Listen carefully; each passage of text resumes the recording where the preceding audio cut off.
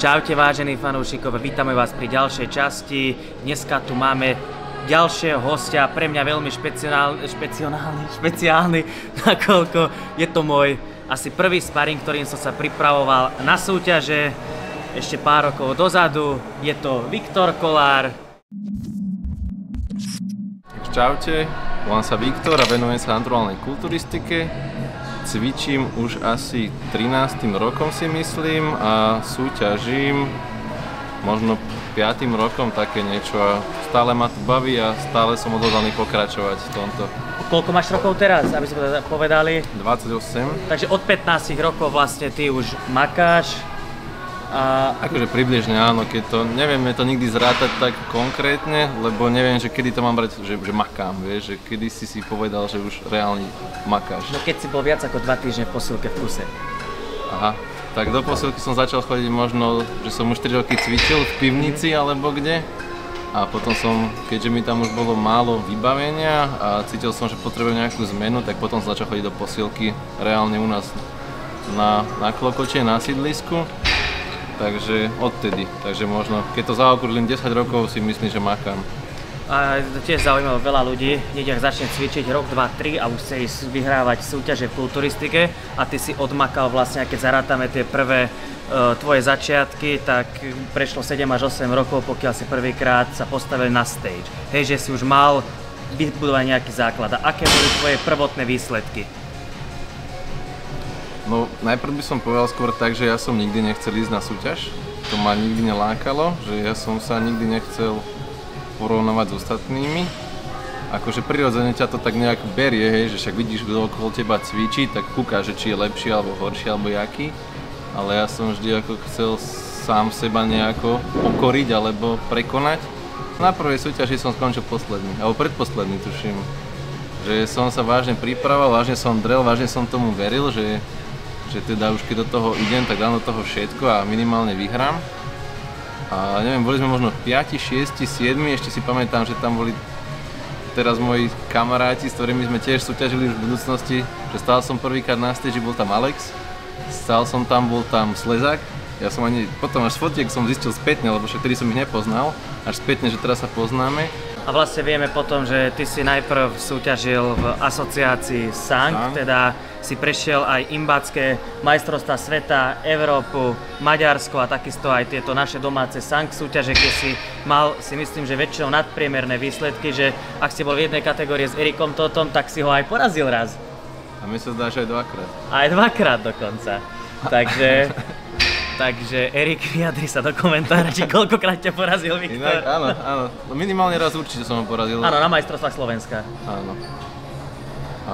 Neviem, nepamätám si. Ale potom o 2 týždne na Powerfit, keď ti to vrátil. Tak.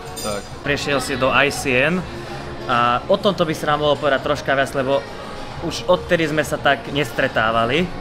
Že prečo prišiel tento krok, či ho hodnotíš ako dobrý, aké výsledky si mal tam, ako ja viem tvoje výsledky, len aby si povedal aj tu divákom. Ja som osobne už ani nemal chuť a asi áno, nemal som chuť a niečo, čo by ma ťahalo ďalej súťažiť a povedal som si, že buď nepôjdem, alebo pôjdem inde. Áno, chceš skúsiť niečo iné vlastne. Tak. A ja som tomu nechal voľný priebeh a zrazu došla takáto ponuka, že či nechceš súťažiť u nás. A ja, že nechcem súťažiť, ale teda vyskúšam a nemám čo stratiť, hej, som si povedal. Takže sme tam vyskúšali si túto jednu sezónu, čo bola, to bola jarná a výsledky boli výborné. A teraz sa bavíme o týchto výsledkoch, nakoľko si súťažil aj v kategórii novice, aj vlastne v kulturistike vysokých. Ako kde, no, lebo ja mám že 180 cm. Áno. A niekedy sa vieš napasovať do stredných a niekedy do vysokých.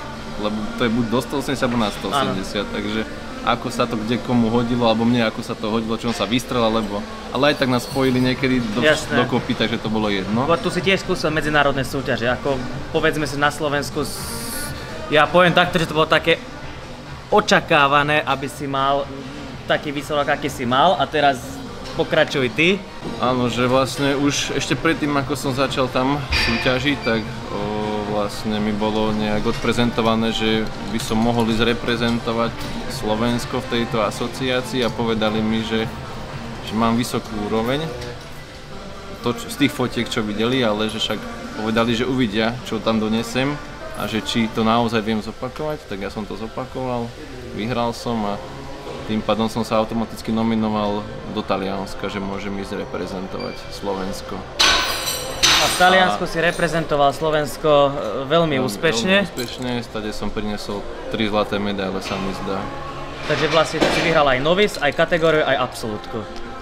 Vyhral som novice, potom som išiel do výškovej kategórie a potom som išiel do váhovej kategórie. Lebo na rozdiel od Sanku, tak tam fungujú tie kategórie trošku inak. Že je ich tam viac, by som povedal. Že neriadiš sa iba výškou a z toho váhu, ale vieš si aj na dováhovky sa miestiť. A poslednú tému ešte teraz by som načal, že my keď sme ešte spolu súťažili na tých majstrovstvách, ja som nevedel vlastne podísť tých 73 kg alebo 74 na moju výšku.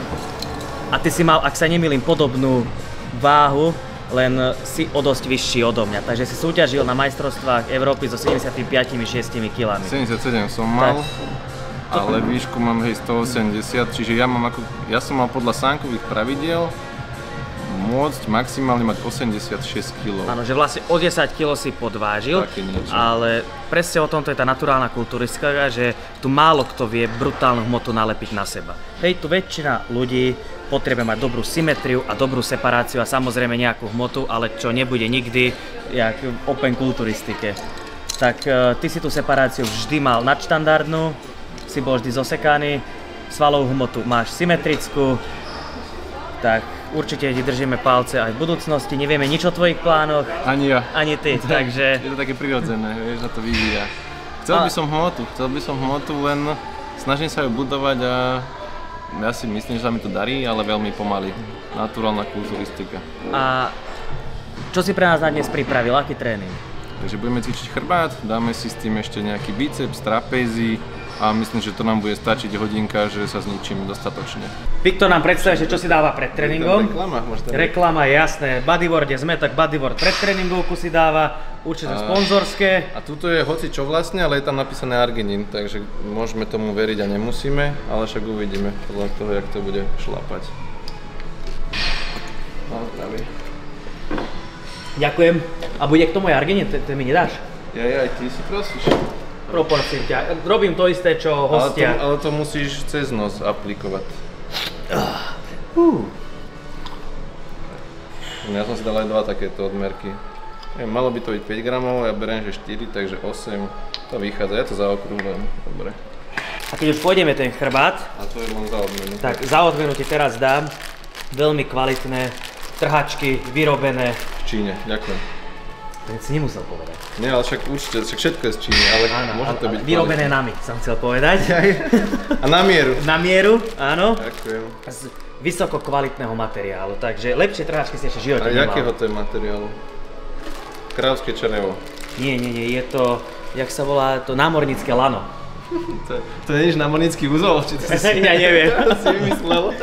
Presne ideme robiť to, čo ty povieš, a keď povieš, že sa ideme hneď dať 100 na príďaj, tak dáme 100 na príďaj. Keď predtým chceme krúžiť lakťami, nechceme krúžiť, ale začneme aspoň, že ja chodím prázdnatýčka a potom si postupne prihádzujem a zaťažujem tie svaly, ktoré by sa mali. A vlastne na top set už aj pretrénovka zapíše, takže nadmat, podmat. Ja som v tom ešte nenašiel rozdiel, ale povedz mi, že čo si myslíš, že čo ti viac sedí? Ako úprimná príťah na široký chrbtový sval, na toto, určite by bol lepší podmat, lebo máš lepšie kontrakcie široký chrbtový sval. Ale keď chceš použiť trhačky a dvihnúť väčšiu váhu, tak to ťažko spravíš s podmatom, to sa vždy robí nad matom. Hej? Takže za mňa z tohto hľadiska by som určite vyberal nadmat, viem väčšiu váhu.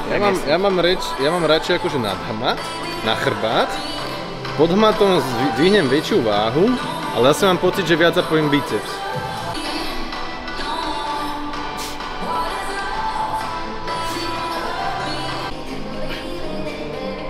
Neviem vôbec odhadnúť svoj výkon, lebo mal som chvíľku pauzu. Viktor, zaspomínam dneska za tie staré časy, jak dobre sa nám spolu cvičilo, že?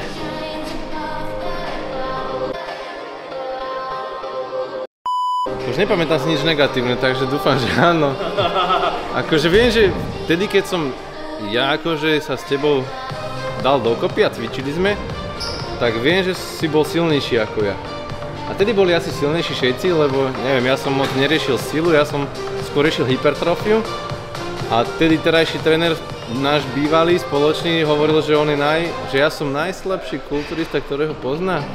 Čo v tom zmysle, lebo vás všetkých púšal do tých výkonov silových a ja som vôbec nebol na to silové, takže tedy si bol silnejší a uvidíme, jak to bude dneska. Tak áno, ja by som povedal, že s Maťom som pár rokov odžil a v Unwrap Maxe a brutálne veľké váhy to nám myšli, tak to, že aj dnes, že 4 mesiace alebo 5 necvičím a idem na bench press a 130 vytlačím 6 krát stále, tak je to výsledok toho, že to telo je zvyknuté na tie brutálne záťaže. Jednoducho telo sa zapamätalo. Hej.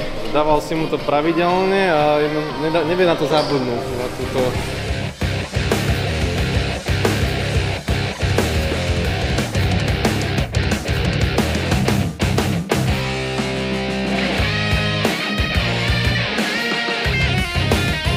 Dobre si dal. Bez trhačiek stovečku.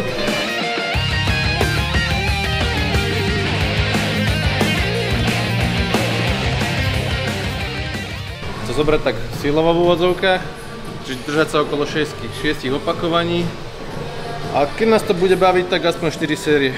4, takže toto je všetko rozcvička a 4 série s top setom, hej? To bolo určite rozcvička, jasné. Dokedy nezlyham na 6, môžeme prihadzovať. Dobre, toto je zaujímavá metóda. Dnes moje kríže budú plakať. Poď. Dosť. To som nečakal. Takúto ťažkú 130 vyrobíme. Je ťažká. Určite to 130. Tak som to zrátal. Asi je to 130. Len tie kotúče vyzerajú, aké boli one, 200-ky.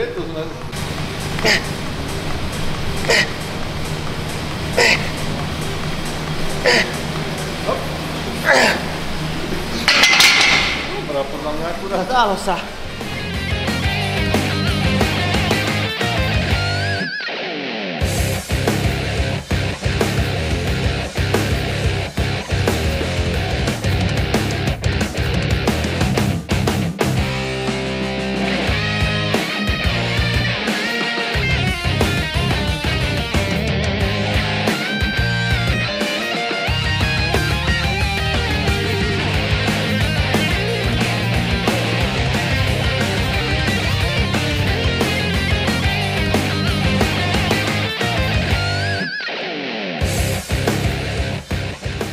Si vážnom predklone, že máš silný ten zadok aj tie hamstring a dokážeš to na tom držať, lebo mňa vždy tak ako keby trochu viac vystrie a ty máš extrémny predklon, ale akože v dobrom.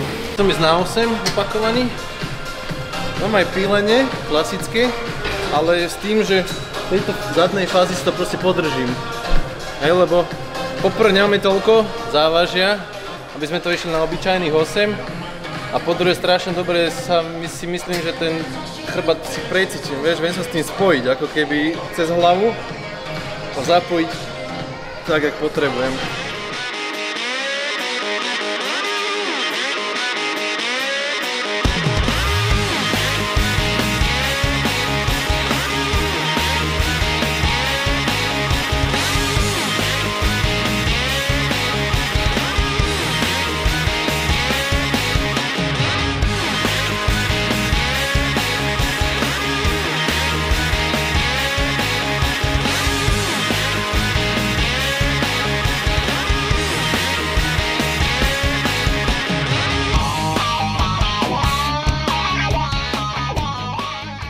Mám rád tie kontrakcie na konci, je to dobrý pocit, tak ti to pohríska troška ten deltoid, či čo to je, latissimus. Ja mám potom pocit, že to rastie. Keď štípe a hryska, tak rastie. Keď to necítim, tak som taký nešťastný z toho, že to nemá zmysel. No, pain or gain. 4 vrstvy oblečenia mal na sebe. Podľa fázy, aká je pumpa, podľa toho vyberá oblečenie. Ale Matrix tam dá prestrih, že jak som vyzeral pred 2 týždňami. Či pred 3, či pred 4. V tomto istom čelku, ale aj bez neho.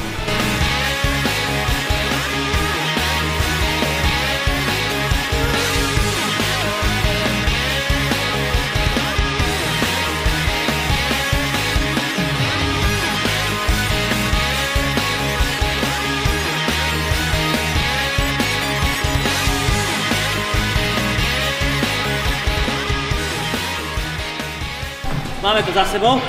Druhý cvik zo 4. Za mňa to by skončil taký priemerný tréning, lebo mali sme už 4 aktívne série krát 2, 8 sérií. Môžeme ísť domov, ale Viktor nám hovorí, že sme len v polovici tréningu chrbta. Však si povedal sám, že priemerný, tak to my sme není priemerní, aj nechceme byť, takže ideme ďalej cvičiť. Ja som niekde počul, že či máš širší uchop, tak tým budeš akože mať viac širší chrbát. Tak keď cvičím na tomto, tak vlastne toto mi príde moc úzke. A veľakrát pri tom cítim biceps, tak si vlastne týmto dopomáham, že dám si širší úchop. To je taká filozofia, uvidíme, aká bude realita. Pôjdeme po 10 opakovaní. Veda hovorí to, že realita je niečo úplne iné. Áno, však sú rôzne názory a niekto vyhrá 7 medailí, niekto žiadnu, takže vieš, že to sú rozdiely. A ešte Toto mi hovorí Fortales. Keď niečo poviem, že robí zle, ja som to robil takto, tak sa ma opýta, a koľko si vyhral tie medaily? Áno, že on vlastne môže byť hocičo a tváriť sa, že to je správne, lebo má akože dôkaz. Ale to neznamená, že teraz keď robí pičovinu a vyhral predtým, že teraz že to má dopad na to predtým, čo sa stalo. A to je jedno, no tak pôjdeme po 10 opakovaní.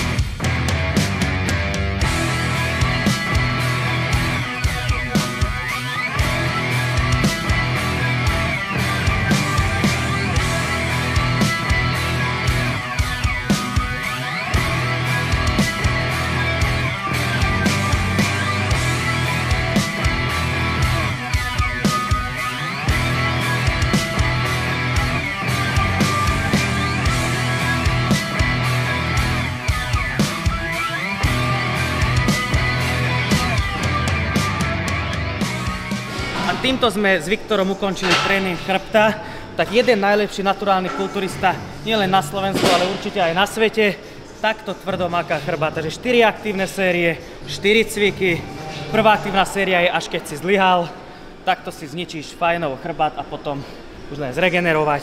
Tak, nájsť sa, vyspať sa. A to je všetko. To je všetko. Toto potrebuješ. Tieto 3 veci sú kľúč úspechu. A ďalej by išiel 2 cviky na bicách, 1 na trapézi. Ak chcete vidieť aj tento tréning, tak napíšte do komentára. A na budúce z toho cvičíme spolu znova. A dúfam, Viktor, že ešte veľakrát takto spolu pôjdeme zacvičiť, lebo... Ja budem len rád. Brutálne ma to rozbilo. Bavilo ma to. Ozaj, keď vás baví aj tento koncept s Viktorom, tak napíšte do komentára, určite budeme pokračovať. A vidíme sa. You can always do one more.